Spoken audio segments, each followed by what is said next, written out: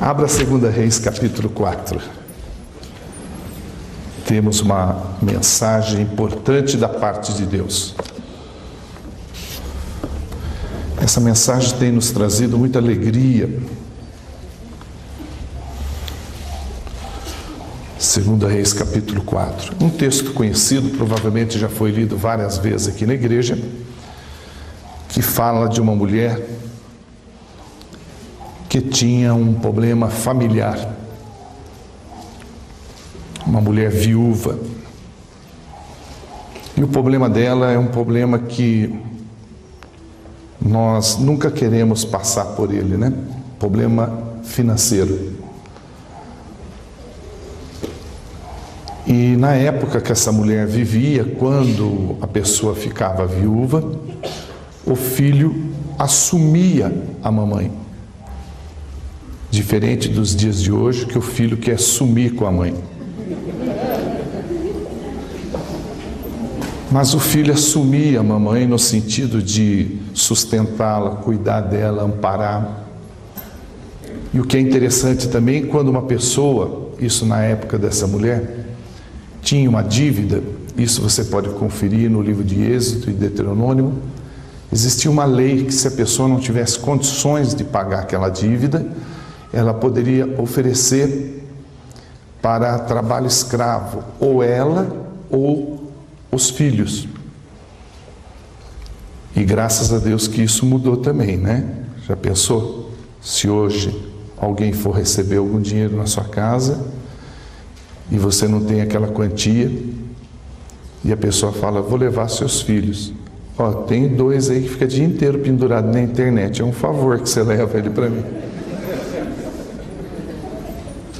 E essa senhora provavelmente não era uma pessoa que daria para aproveitar em trabalho escravo, porque o homem, o credor que foi na casa dela, preferiu levar, não foi nem o filho, e sim os filhos. Provavelmente a dívida era muito grande.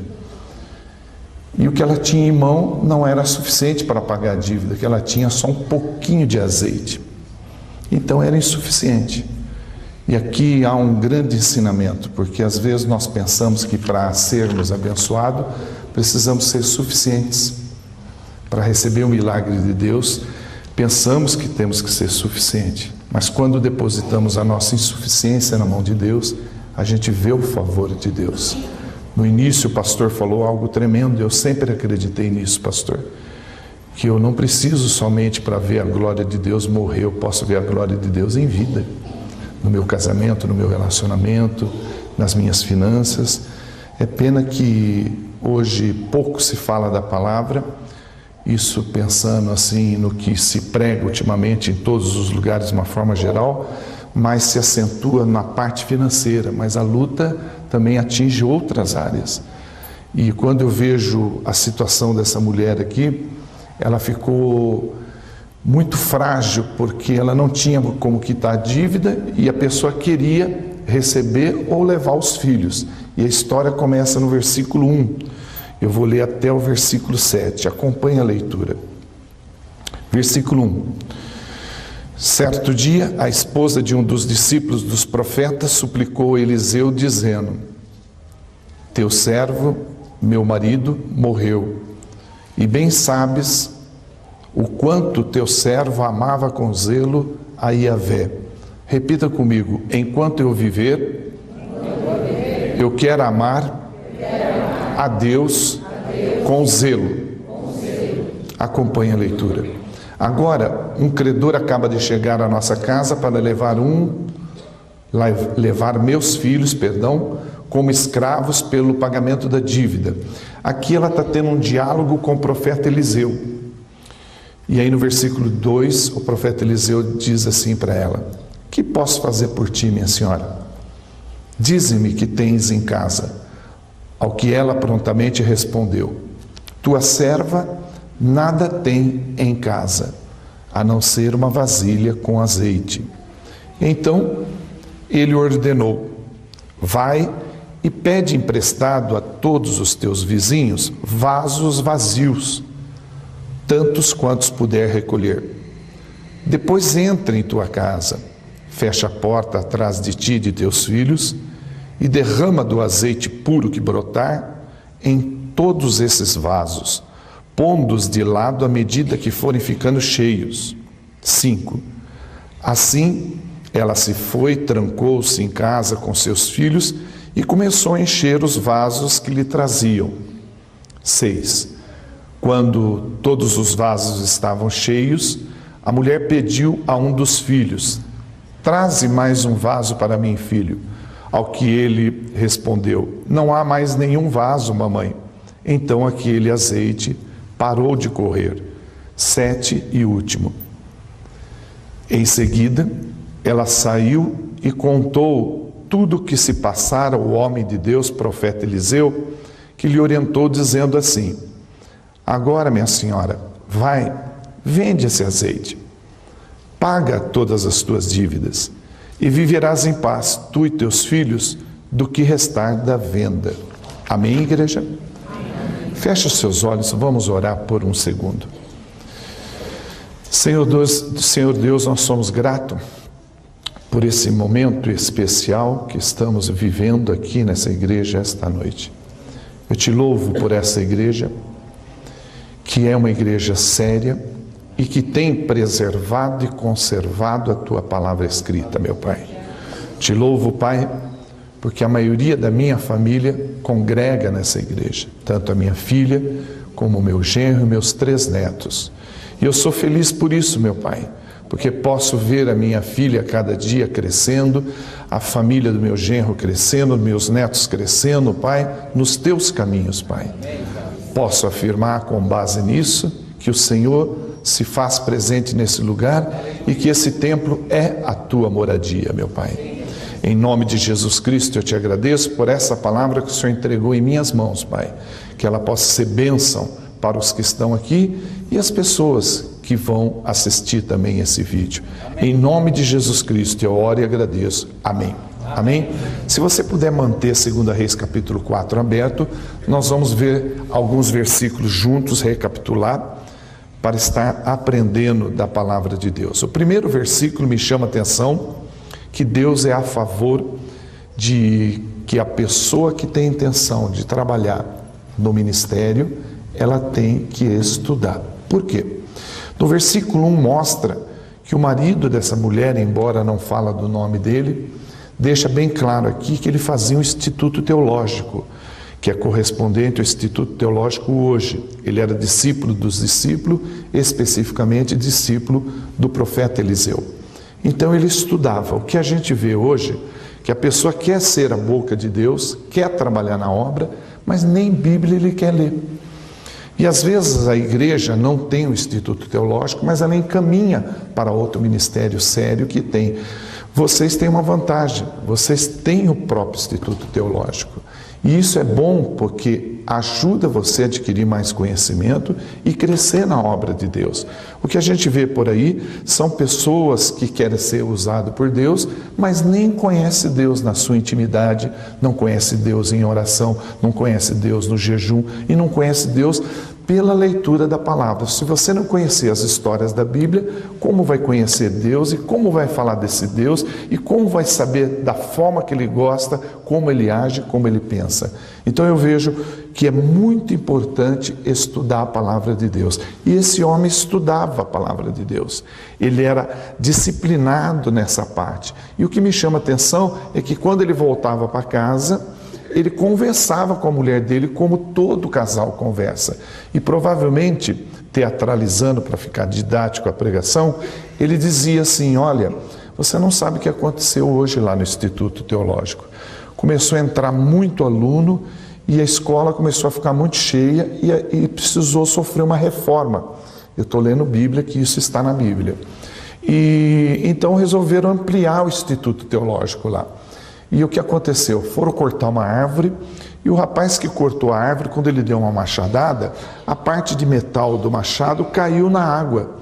E Eliseu, esse que eu sempre conto para você, que é o nosso diretor lá, o nosso profeta, o nosso professor, o nosso pastor lá, ficou preocupado porque o semblante dessa pessoa caiu, ele ficou triste.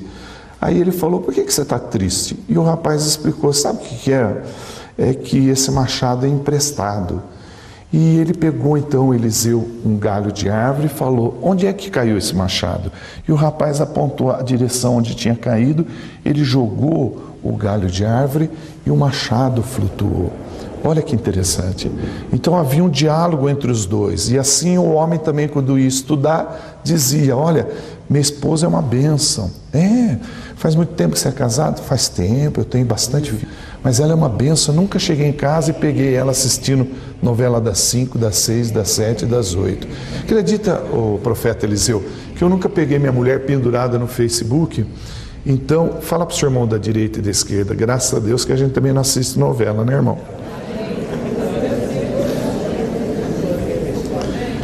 Então é interessante que ela tinha um diálogo com o marido. Provavelmente o marido também dizia assim: olha, outro dia chegou uma mulher lá gritando lá, e toda apavorada, eu nem soube o que aconteceu direito, mas aí os amigos meus me contaram que a mulher estava reclamando que ela não tinha pedido para Eliseu para engravidar, porque nem filho ela tinha, ela não pediu nada, mas ele orou, ela teve um filho, aí o menino teve dor de cabeça e o menino morreu. Aí a esposa provavelmente conversando com o marido: e o que aconteceu? O que aconteceu? Que Eliseu foi lá na casa da mulher, respirou com o menino boca a boca, olhou nos olhos do menino, deitou em cima do menino, e o menino começou a respirar de novo, e ele devolveu para a mulher o menino com vida. E essas informações entravam dentro da casa. O que eu aprendo com isso, irmão? É que essa mulher nos ensina que na hora da dificuldade nós precisamos tomar cuidado a quem procurar. O que eu tenho visto nas minhas viagens é que a pessoa tem tido problema e ela vai desabafar dentro do Instituto de Beleza. Não que eu tenha alguma coisa contra o Instituto de Beleza, porque só semana retrasada e passada, eu fui 3 vezes no Instituto de Beleza. Eu não tenho nada contra. Eu fui para pagar o que minha mulher gastou. Então, não é questão disso. É que essa mulher, ela nos ensina que ela procurou a pessoa certa. E muitas vezes nós procuramos a pessoa errada e a pessoa faz da nossa vida um jornal e a nossa vida fica mais bagunçada do que está. E ela tinha informação que existia um pastor, que existia um profeta. E você aqui nessa igreja também tem um profeta. E o profeta é o pastor Roberto. Amém ou não? Amém? A não sentir firmeza não. Amém ou não? Ah, missionário, imagina que o pastor Roberto é profeta. Ué, se ele não for, ele é o quê? Mecânico? Ele é o profeta da igreja. Ele é a boca de Deus. Deus fala através dele. E graças a Deus por isso, porque ele é um excelente pastor. Amém ou não? Amém. Quantos podem aplaudir Jesus pela vida dele?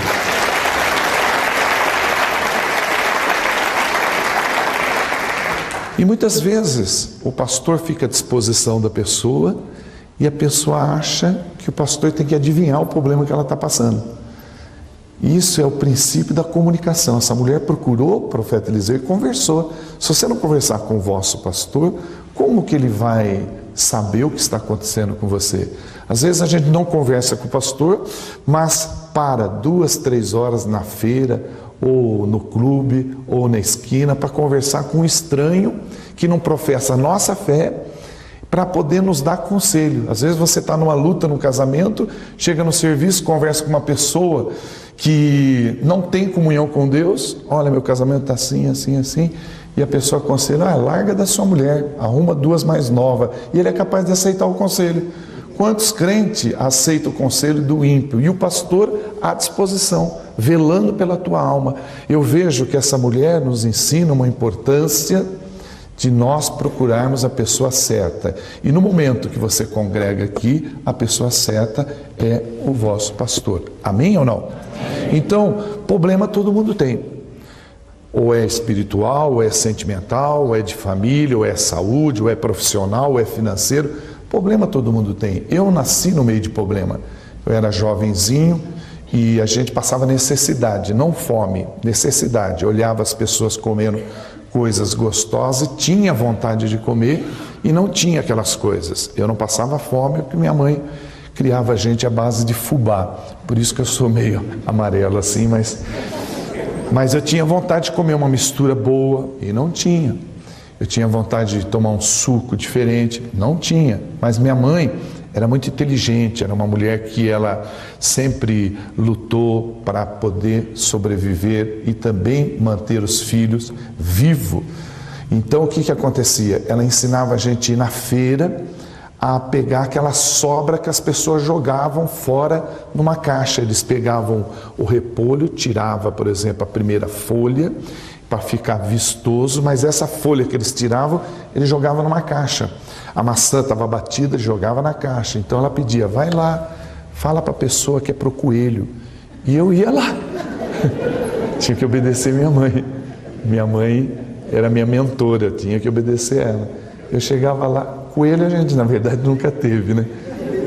O que teve a gente matou para comer. Então, aí eu ia lá e minha mãe falava, fala com educação com a pessoa. Ela ensinava que a educação cabe em todo lugar. Chegava lá, bom dia senhor, oh, aquele menino educado. Aí ele até deixava rolar umas laranjas de propósito na calçada para a gente pegar. E eu pegava, porque minha mãe falou que não é vergonhoso fazer isso, que vergonha era roubar. Então ela falava para a gente ir lá. Eu trazia, ela cortava o repolho bem fininho, incrementava com o fubá e a gente comia. E aí eu falava, mãe, mas a gente não tem mistura. Aí minha mãe ensinava eu a pegar a pombinha do vizinho. Como que ela fazia? Ela pedia para pôr arroz na janela. Eu vou ensinar você. Punha arroz na janela. Aí vinha a pombinha assim. Aí eu ficava agachado assim, pegava a pombinha. Ela estrangulava a pombinha, temperava a carninha, né? Aí pedia, embrulhava a pena no jornal e pedia para jogar bem longe para o vizinho não ver.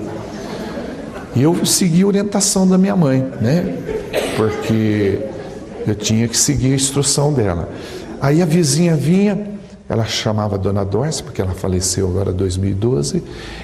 Dona Dórcia, tá sumindo as minhas pombas. Aí minha mãe falava, deve ser gavião, né?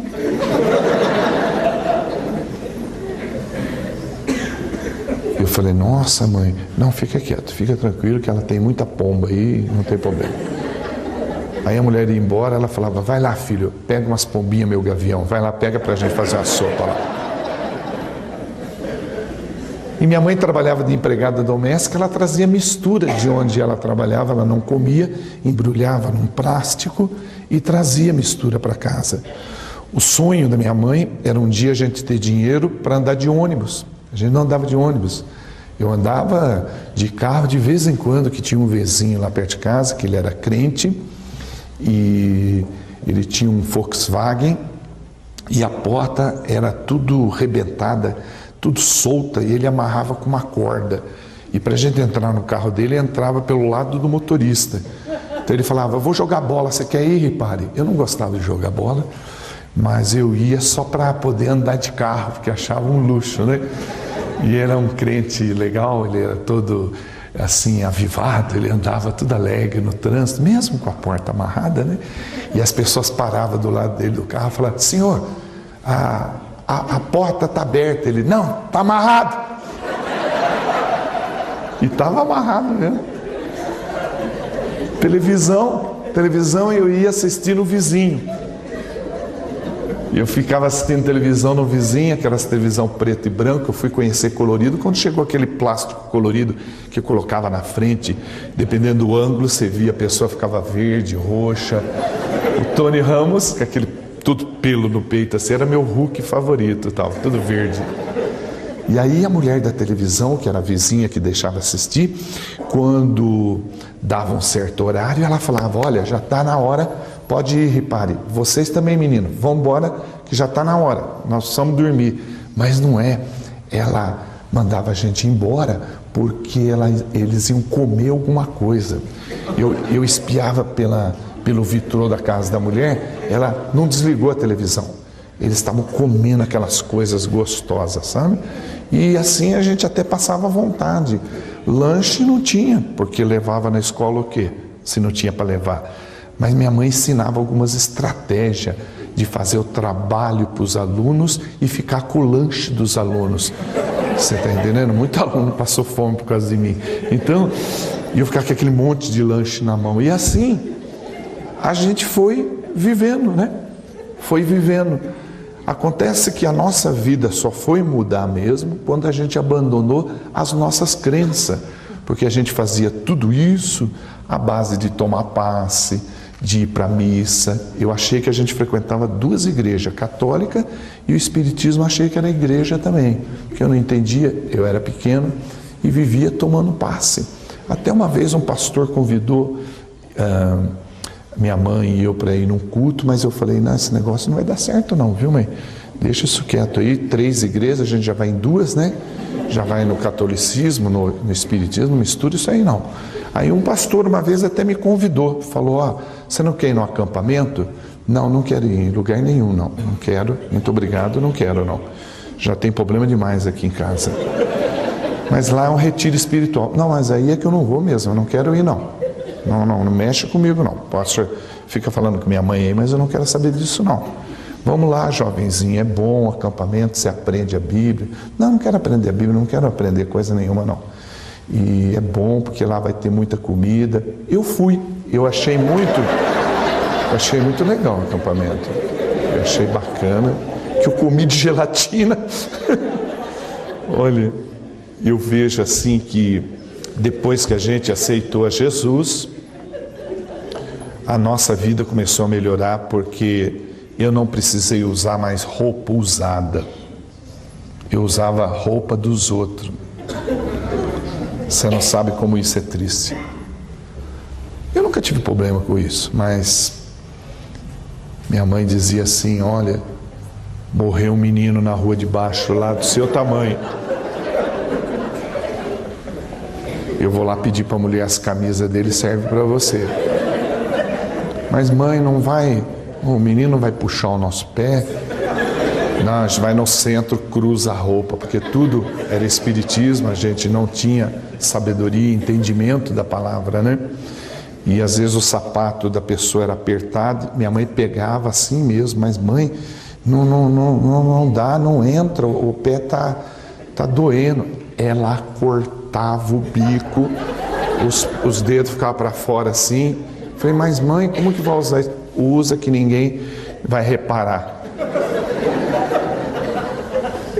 E quando eu comprei meu primeiro sapato, foi aquele Vulcabras, é que faz tempo que eu tenho 61 anos também, o Vulcabras é o 7... O senhor também lembra, pastor? Obrigado para mim não estar sozinho nisso. Meu primeiro sapato bom, hein? Alpargata. Tinha alpargata, tinha que mais o outro, tênis, conga, que chute, quem falou que chute? Tamo junto, hein? Que chute, não é do meu tempo, tá bem. Então eu quero dividir uma alegria com você. Eu vejo que os nossos problemas, eles podem ser menores se a gente confiar mais no nosso mentor espiritual. Eu vejo hoje, pelo número de denominação que eu já preguei em mais de 400 denominações diferentes, no Brasil tem mais de 2.000, eu vejo que tem igrejas, irmão, que eu nem sei por que abriram a igreja. Não é nem igreja, são empresas, empresa misturada com igreja. Pessoas que não têm compromisso com a palavra, que não estão preocupados com seus membros. Que diferença da vossa igreja, que se preocupa, faz encontro de casais, faz atividades para criança, tem aqui atividade aqui em frente. Quantas coisas, se você está acompanhando essa igreja, é feita para agradar a Deus. Há um ponto que eu posso lhe dizer uma coisa e depois você reflete na tua casa. Quando você estiver em algum lugar que não é dia de culto, você não precisa, presta bem atenção, hein? Você não precisa esperar o dia do culto para poder buscar Deus nessa igreja. Aonde você estiver, mas eu pretendo viajar para Nova York, não tem problema, você pode estar lá. É só você estender a mão na direção dessa igreja e Deus vai responder a sua oração, porque Ele habita nesse lugar. Quando eu vou em alguns lugares, eu não entendo por que aquele lugar está aberto. Porque as pessoas não têm responsabilidade nenhuma com a Bíblia. falam tanta coisa, menos da Bíblia. A Bíblia diz: e conhecereis a verdade vos libertará. Essa mulher viúva nos traz uma grande lição de vida, porque ela abriu um diálogo com o profeta, desabafando que a situação dela era difícil. Como que você pode pegar uma pessoa no Instituto de Beleza e falar: olha, meu casamento está assim, assim, assim. Quando você levanta e sai, provavelmente essa pessoa, ela vai rir de você e vai dizer assim: ó, não dou 2 meses, a pessoa vai se separar. Já o pastor, ele se preocupa por você. Se você falar desse problema para ele, eu sei disso, porque minha filha chegou a essa igreja e foi muito bem recebida. Ao contrário do apoio que ela precisava e não conseguiu, aqui ela conseguiu, aqui ela ficou, aqui as bênçãos dela estão chegando a cada dia, e aqui Deus fala com ela, e assim tem sido com você. Mas nós temos que respeitar o nosso pastor. Problema de família, todo mundo tem. Eu também tenho. Às vezes a pessoa pensa: o pregador, ele é perfeito. Não, a gente tem problema. Hoje eu não tenho. Se tivesse, falaria para você. Hoje está tudo ótimo. Até dei um beijo na minha esposa. Foi de arrancar a dentadura. Então agora eu vejo que essa mulher, ao abrir um diálogo no versículo 2, veja aí. O profeta diz assim para ela: e aí, minha senhora, tudo bem ou não? Ah, tem um camarada lá, está querendo receber o dinheiro e tal. Certo. O que a senhora tem na sua casa? Toda igreja acontece isso, meu irmão. A pessoa sempre entra falando que não tem nada. Como uma pessoa pode não ter nada, irmão? Veja que há uma vírgula aí. Tua serva nada tem. Ela fez uma pausa, 1 minuto, 2 minutos, 5 minutos, mas o profeta não entrou na dela não, ficou só olhando para ela. Ela falou: eu não tenho nada. Talvez esperando uma cesta básica, ou quem sabe ele tirasse um dinheiro do bolso, ou pegasse mais alguém ali no Instituto Teológico e desse um dinheiro para ela. Ele ficou só olhando para ela. E ela falou: ah, lembrei, a não ser uma vasilhinha com um pouquinho de azeite. Sabe, às vezes você tem pouca coisa na mão, mas é suficiente, porque a Bíblia diz através do apóstolo Paulo que Deus chamou as coisas que não são para confundir as que são. Também disse que chamou as coisas loucas desse mundo para confundir as sábias. Jesus estava diante de uma multidão de 5.000 pessoas e não tinha como alimentar esse povo. E ele mesmo perguntou para os discípulos: e aí, o povo está com fome? Lógico que estava com fome. E olharam para o menininho, provavelmente o menininho ficou desesperado, falou: lá vai meu lanche, né? E o menino tinha, se eu não me engano, o que ele tinha mesmo na mão? Que tinha? 2 o quê? 5 o quê? Ou era 2 peixes e 5 pães? 2 pães e 5 peixes? Ou 2 peixes e 5 pães? Que diferença faz? Podia ser uma caixa de bis. Porque o milagre aconteceu do mesmo jeito. E aí entra na visão da vossa igreja. Se vocês não têm reunião de tribo, sim ou não? Ainda tem? Tem reuniões? Foi o que Jesus fez. Divide em grupos. E na divisão de grupos, conseguiu alimentar com aquilo que o menino tinha em mãos, que era 2 peixes e 5 pães, alimentar 5.000 pessoas. E como Jesus é contra o desperdício, presta bem atenção, pediu para recolher e sobrou 12 cestos. Isso significa que nós servimos um Deus que faz sobrar na nossa vida. Sobrou 12 cestos, irmão. E quando a gente vê a situação dessa mulher dando ouvidos ao profeta, ela poderia ter uma mente mais aberta e conseguir, quem sabe, 12.000, 30.000 vasos. Ela montaria uma microempresa de azeite. E ela pegou apenas uns vasos da vizinhança, poucos vasos. Mas foi suficiente. Olha o texto aí que diz assim no versículo 3. Pede emprestado aos vizinhos. Aqui o profeta está valorizando os vizinhos. Como é importante os vizinhos, não só para emprestar as coisas, mas falar do amor de Cristo, não é para vizinho para emprestar açúcar e café, mas para falar do amor de Deus para o vizinho. Amém ou não? Você concorda que o vizinho é importante ou não? Amém ou não? Amém. Seu vizinho está aqui? É importante falar do amor de Deus para o vizinho. e dizer para ele: olha, a minha vida é boa. E você vê aí, eu já troquei de carro 3 vezes, estou trocando de carro hoje de novo, vizinho. É porque eu sirvo um Deus que cuida de mim 24 horas por dia. Mas não é para criticar o vizinho porque adora uma imagem, ou porque faz isso, faz outra coisa, mas ser amigo do vizinho, orar pelo vizinho, evangelizar o vizinho. Porque, na verdade, se você entrar na corporação policial, eles investigam na rua da tua casa, entrevistando alguns vizinhos. Não sei se você sabe. Você vai entrar na polícia, para trabalhar na polícia, você mora no número 22 da Glicério. Eles vão no número 30, 45, 47 perguntar que tipo de pessoa você é. Aí eles perguntam: é a pessoa que mora no 22? E chega bêbado todo final de semana. E briga com a mãe dele o dia inteiro. E eles levam em conta essa pesquisa. Não sei se você sabe disso. Já pensou se a igreja fizesse isso? Com aqueles que querem trabalhar na liderança, fosse fazer uma investigação na vizinhança? A pessoa que mora ali, ele quer ser líder, dar aula na escola dominical, trabalhar na liderança da igreja. O senhor tem alguma informação para dar? Vai trabalhar com o quê? Com a Bíblia, a palavra de Deus. E tem alguma informação? O senhor trouxe algum papel para anotar? Trouxe. Só essa folha? E vizinho é importante, senão Deus não deixaria registrado aqui.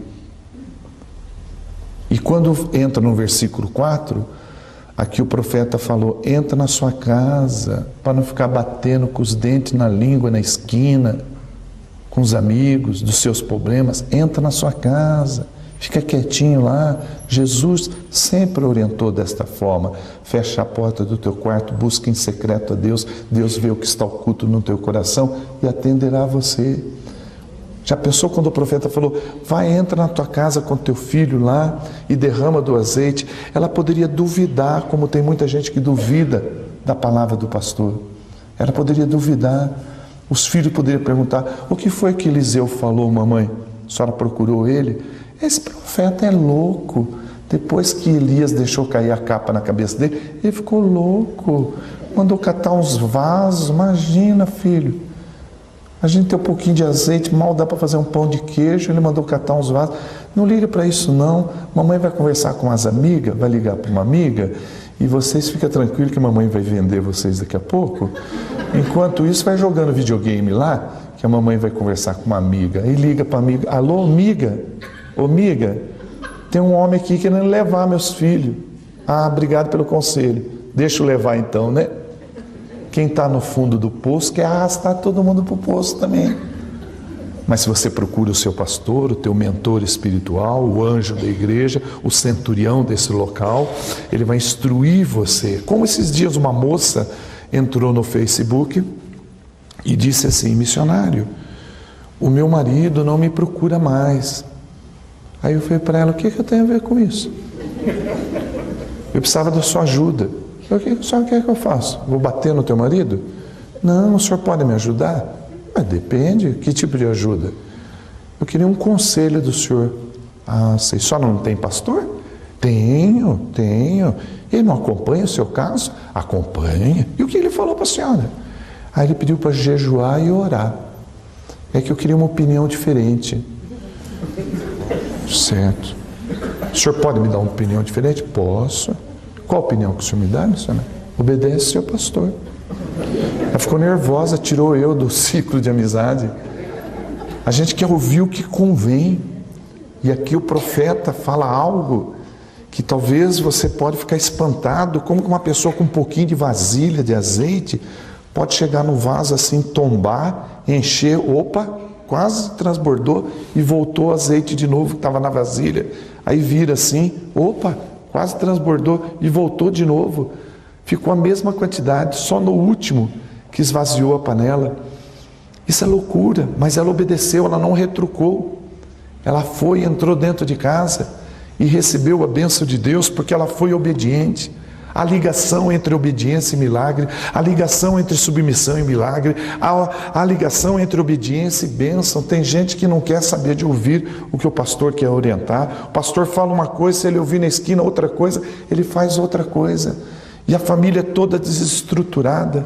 A pessoa não leva o pastor em casa para orar pelos filhos, pela casa, parece que tem medo que o pastor vai comer toda a comida que está lá.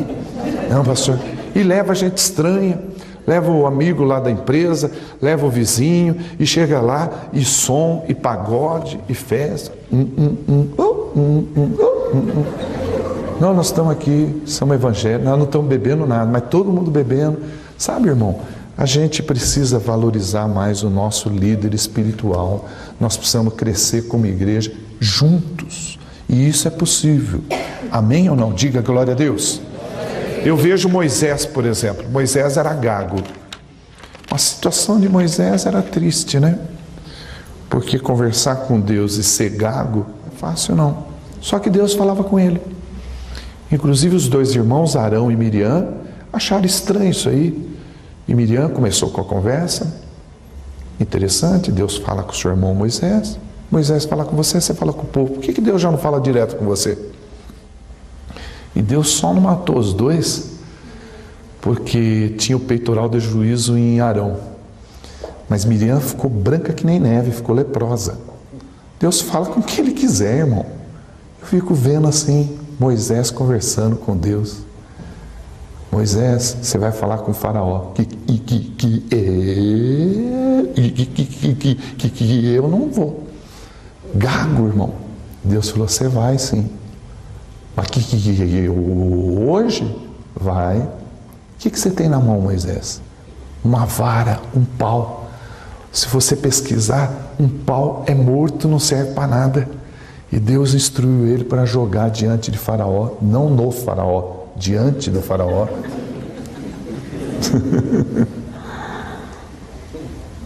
E quando ele jogou, virou o quê? Uma serpente, cobra, minhoca, seja o que for. Mas virou um ser vivo, a qual ele pulou para trás. Quando ele viu aquela serpente, ele pulou para trás, que ele tinha medo. E Deus falou, pega pelo rabo. Ele pegou, virou um pau de novo. Sabe o que significa? O que Deus está dizendo para você? Que as áreas da tua vida que estão mortas, se você colocar diante de Deus, Ele vai fazer virar vida novamente. Amém ou não? Você pode aplaudir esse Deus maravilhoso?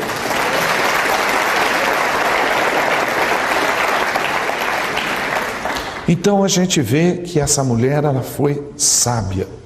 Ela procurou o pastor, ela procurou a orientação do pastor, ela seguiu a orientação do pastor. Quando a gente lê a Bíblia, a gente acha que vai encontrar super-homens na Bíblia. Acha que a Bíblia é feita de super-homens, que ninguém tem problema, mas se você estudar a Bíblia de capa a capa, que a Bíblia foi feita para ser estudada, ler os 31 mil versículos, que leva 73 horas para ler, você vai perceber que muitas pessoas tiveram problemas. Naamã foi um deles. Veja Naamã. Naamã, ele era um homem assim bonito, eu me identifico muito com ele. Ele era grande, ele era todo assim imponente, general Naamã. Quando ele chegava em casa, ele tirava a armadura. E o que tinha debaixo da armadura? Lepra. Acontece que lá também tinha uma empregada que trabalhava sem registro, que na época não tinha carteira profissional, e ela ficava lá assim, porque a empregada sabe da vida de todo mundo. Renova-me, e olhando Naamã. E ela via aquela situação do sofrimento dele, aquela lepra debaixo daquela armadura. E ela falou para a esposa de Naamã, olha, se o seu esposo procurar o profeta Eliseu, presta atenção. O que Deus está dizendo aqui para você que está passando por problema. Se você procurar o profeta dessa igreja, o seu pastor, você ainda tem condição de sair daqui hoje sem o seu problema. Amém ou não? E essa moça arriscou em falar com a esposa de Naamã, dizendo, olha, se ele procurar o profeta Eliseu, o problema dele vai ser resolvido. E ele atendeu a essa orientação. Como é bom quando você ouve uma orientação e segue a orientação. Ele procurou o rei Arã e falou sobre isso, e na época, infelizmente isso terminou com o tempo, mas na época era comum, quando alguém procurava um profeta, dar um mimo para ele, levar um presente para ele. Então o rei Arã deu dinheiro, roupa, deu um DVD meu também, deu um celular, uma garrafa de Coca-Cola, deu um monte de coisa para ele levar. Só que Eliseu não aceitou. Eliseu pediu para um empregado dele comunicar com Naamã, que não queria. O empregado chamava Geazi ou Giazi, como você queira chamá-lo, que não é uma pessoa de um bom exemplo, que ele comete uma gafe muito grande na liderança, pegando um dinheiro que não era para pegar do ministério. E ele acaba contraindo a própria lepra de Naamã. Mas aí não vamos estender a isso, vamos ver o que aconteceu. Naamã disse assim: olha, fala para esse general aí, dar 7 mergulhos naquele rio que estava próximo dele ali, que você pode considerar hoje como se fosse o Tietê. Imagina se o pastor Roberto falar: olha, o seu casamento pode ser resolvido a partir de hoje. Que hora que você costuma dormir? Ah, eu durmo meia-noite. Daqui no Rio Tietê dá quantas horas de viagem? Ah, pastor, eu faço em 1 hora. Vai ter mais tempo para você tirar o que vai ficar pregnado no seu corpo quando você mergulhar no Rio Tietê. Vai precisar de 2 horas de banho. Dá um pulinho lá. Olha, é complicado isso, hein? E Naamã falou: eu não vou mergulhar nesse rio de jeito nenhum. Na Síria tem rio mais limpo, por que eu vou fazer isso? Aí tinha um camarada do lado, um verdadeiro amigo. A Bíblia diz, Provérbios 18, 24, que tem amigos mais chegados que o irmão. E esse amigo verdadeiro falou: que é isso, Naamã? Se ele pedisse coisa pior, você faria. Dá lá uns mergulhinhos, larga a mão, tá? Fica tranquilo aí, tá? Tudo bem? E ele aceitou o conselho bom. E aí o que ele fez? Ele mergulhou, mas no primeiro mergulho não deu resultado. E assim é a nossa vida. Às vezes a gente acha que vai vir na igreja e a situação vai resolver naquele culto. E você vem ao culto, mas seu casamento continua do mesmo jeito, suas finanças continuam do mesmo jeito, sua família continua do mesmo jeito. Mas a gente precisa ser persistente, não pode desistir. E Naamã deu o segundo mergulho. No segundo mergulho continuou do mesmo jeito. Os Carnê ficou vencido, o casamento ficou do mesmo jeito, as crianças estavam do mesmo jeito também, a casa sem reforma, a goteira na casa. Você está entendendo? A mesma coisa. Mas ele deu o terceiro mergulho. Resolveu? Não resolveu. Precisou dar o quarto, precisou dar o quinto. Já pensou se ele desistisse no 6º mergulho? Ele continuaria leproso. Sim ou não? Você entende? Quem não me garante que hoje você está dando o 7º mergulho nesse ambiente? E a bênção de Deus vai chegar até você aqui hoje. Às vezes a gente fica pensando: mas se a igreja tivesse lotada, irmão, então nós precisamos ter um templo lotado para que Deus manifeste a glória dele, para que ele derrame o favor dele e a consideração que ele tem por você. Ele está nesse lugar, pois a Bíblia me garante: onde houver 2 ou 3, eu estou presente. Então ele está preocupado com a sua situação. Ele sabe o que você está passando, mas Ele quer também que você procure orientação onde você vive no planeta Terra. E se você sair por aí, você vai ouvir voz da dificuldade, voz da adversidade, voz do eu, voz do homem. Mas se você procurar aqui dentro desse templo tem a voz de Deus. Agora você precisa procurar o pastor e explicar para ele, porque tem gente que sai falando: olha, a minha mãe ficou doente, ficou internada 2 anos, o pastor não fez uma visita para ela. Nossa, esse pastor seu é ruim, né? Põe ruim nisso, nem telefonar para minha mãe ele telefonou. Mas ele sabia que ela estava doente? Não sabia. Ah, então ele tinha que adivinhar, irmão.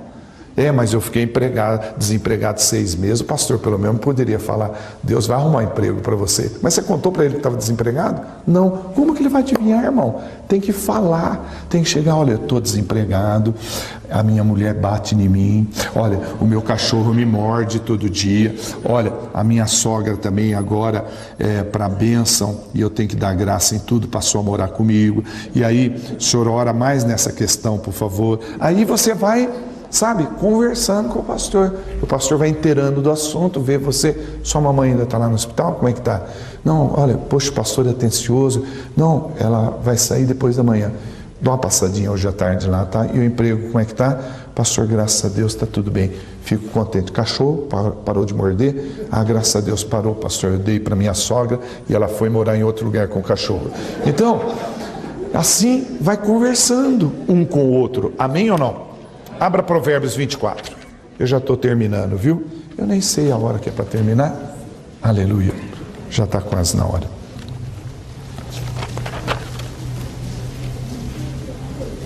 Graças a Deus. Hoje o assunto é água, né? Tem lugares que eu prego em cidades que só vem água depois de 8 horas da noite. E tem lugares que tem água dia sim, dia não. E eu acho interessante que na Bíblia nós temos várias situações que nos levam a crer que se buscarmos mais a Deus, não nos faltará nada, inclusive água. Nós moramos no Sudeste, que é composto de 4 estados, Espírito Santo, Rio de Janeiro, Minas Gerais e São Paulo. E o Sudeste é o lugar mais rico do Brasil em termos de população e financeiro. Quando o povo de Israel estava nadando no dinheiro, estava com tudo em mãos, com a maior facilidade, eles se afastavam de Deus. A gente vê que essa região é rica, mas o povo não se curva diante de Deus. O povo ainda continua adorando ídolos, o povo continua fazendo muita coisa que desagrada o coração de Deus. A gente sabe que mesmo Moisés sendo amigo de Deus, quando Deus pediu para ele tocar na rocha para que saísse água que o povo queria, ele tocou na rocha e saiu água da rocha. Mas numa outra ocasião, Deus falou para ele falar com a rocha. E só pelo fato de Moisés, o único que falou com Deus, segundo a Bíblia, não ter falado com a rocha, batido na rocha, embora Deus honrou a palavra dele, fez sair a água da rocha, mas Moisés não entrou na terra prometida. Então a gente vê muita gente passando necessidade, porque Deus fala uma coisa e o povo faz outra coisa. Deus não gosta de pessoas que adoram ídolos e cada vez mais crescendo igrejas e pessoas adorando imagens e muitas vezes dentro da própria igreja evangélica também. Por quê? Porque a palavra eu entendo que ela é como se fosse ouro. E ouro você não acha em barra, você acha tudo que nem grãozinho de arroz. E Deus coloca um monte desses grãos na nossa mão de ouro, que é a palavra, mas não para construir ídolos. Eu não preciso construir nessa igreja algo maior que isso e dar algum nome específico para esse lugar aqui, para essa igreja, para invocar a presença de Deus. Deus sempre esteve nessa igreja desde quando era a tenda. E Deus não pretende sair daqui porque Ele fez moradia nesse lugar. Se eu tenho Deus aqui, meu irmão, eu tenho a solução dos meus problemas. E Deus vai usar sempre a liderança dessa igreja para nos ajudar no nosso crescimento espiritual. Amém ou não? Agora, a palavra me conforta, a mim e a você, que talvez está tendo problema na sua parte amorosa, de prosperidade, ou em casa que você não alcança alguém, não há união, não há salvação, e você está passando uma série de lutas, as lutas não são diferentes, sua, minha, do pastor, todos nós temos lutas. Aliás, graças a Deus por isso, porque se não tivéssemos luta nenhuma também, será que viríamos à igreja?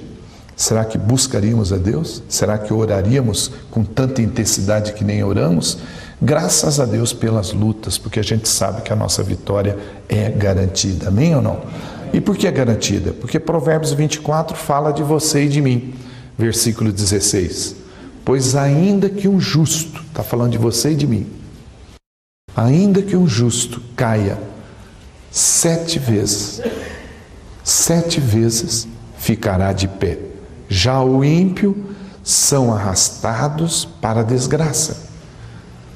Já o ímpio são arrastados para a desgraça.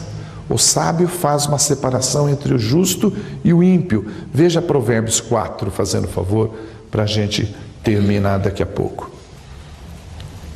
O ímpio, na verdade, não conhece qual é a vontade de Deus, correto, igreja? Amém ou não? Ele não tem a palavra como lâmpada para os seus pés e luz para o seu caminho. Por isso que eu bato na tecla que é muito perigoso conversar certos assuntos com pessoas estranhas. Essa mulher nos dá uma grande lição, essa viúva, ela foi muito esperta. Ela procurou o profeta Eliseu e o profeta Eliseu já conhecia ela, de ouvir falar. E ajudou ela, porque a unção é transferível. Ele transferiu uma unção tremenda para essa mulher. Não foi o profeta que ficou segurando a vasilha dela. Foi ela que ficou segurando. Ela que tombou e seguiu a orientação dele. Olha, isso é loucura, irmão. Se você for compreender, quando alguém falar para você, a partir de amanhã não tem mais água, aí você vai lembrar desse texto e o que você vai fazer? Já sei, missionário, vou pegar uma panelinha com um pouquinho de água. Não, aí já é ter fé pequena demais, né? Vamos aumentar a fé. Guarda um conta-gota na tua casa. Aí você pega um balde e fala, Senhor, eu creio nas suas promessas. E você vai fazendo assim, enche o balde para lavar o carro, enche o balde para lavar a casa, enche o balde para fazer um monte de coisa, até para cozinhar. E aí quando for encher o balde para tomar banho, pai, não é querer abusar, tá? Pode ser água quente agora ou não? Obrigado. Aleluia, obrigado, hein? Aleluia. Puder já descer um sais também, obrigado, viu? Eu creio em milagre. E você também crê, senão você não estava aqui. Amém ou não? Provérbios 4, de 14 a 16, diz assim: não siga pelos caminhos dos ímpios, tampouco andes no caminho dos maus. Evite-o, não passe por ele, afaste-se e não se detenha, pois o ímpio não consegue dormir enquanto não fazem o mal, perde o sono se não causarem a ruína de alguém.